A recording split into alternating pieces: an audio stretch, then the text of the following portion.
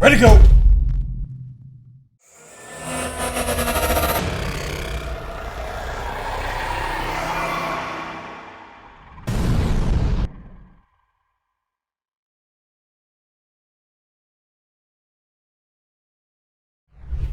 Hey guys, Ryan here.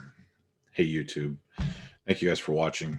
I want to give a shout out to Pound for Pound, of course, sponsoring and supporting us. Supplement King for fueling our goals, and of course, Western Survivor beef jerky. Now, you guys, I didn't want to make one of these videos, but I'm going to, and I need it to be my very short and kind of last attempt at this. We're going to talk briefly about the King's move. Now, one of the things I want to talk about is, namely, if the rules were followed as they were written, this would not be as big an issue as it has become.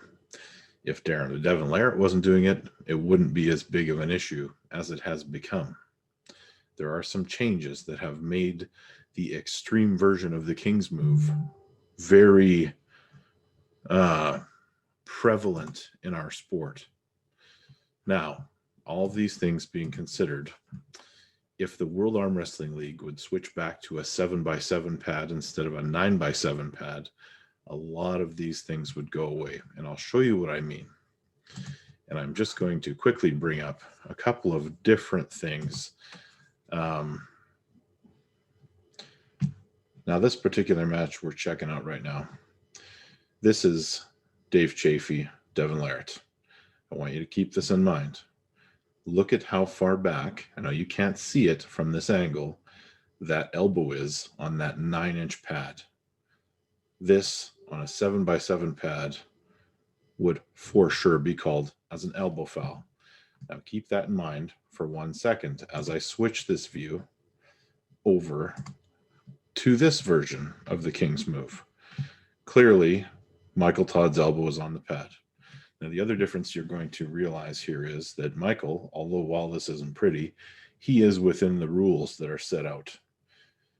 So his arm is fully extended to the point where it can be, because Michael's arm does not fully extend. You can see that his shoulder is slightly above the pin pad.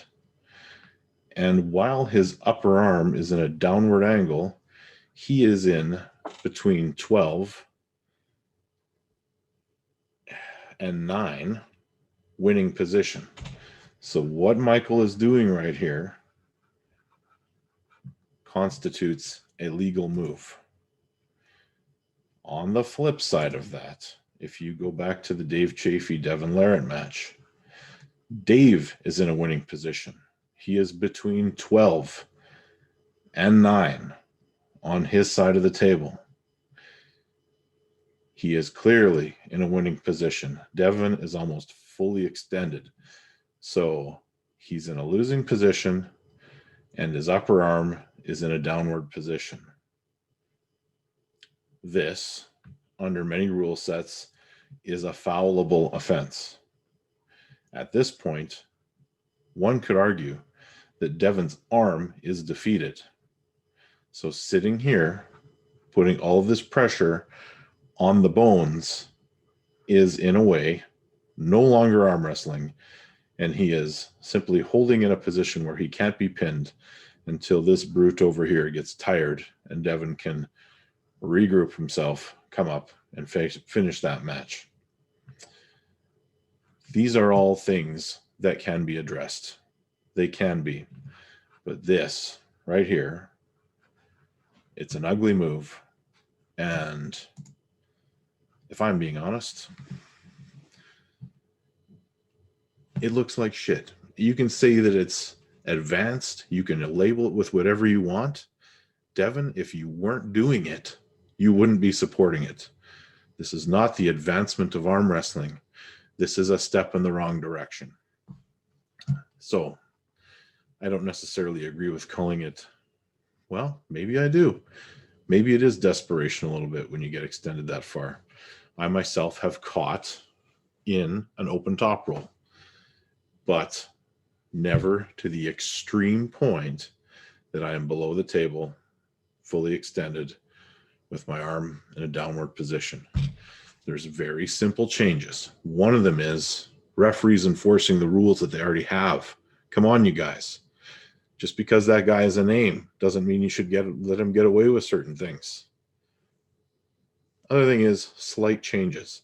The 9x7 pad, I don't know where that came from. I don't know why it solves a problem. It has created more problems. And it appears that the pin line for WAL is actually lower than the pin line on a WAF or PAL table. I don't know that to be true, but it sure seems that way.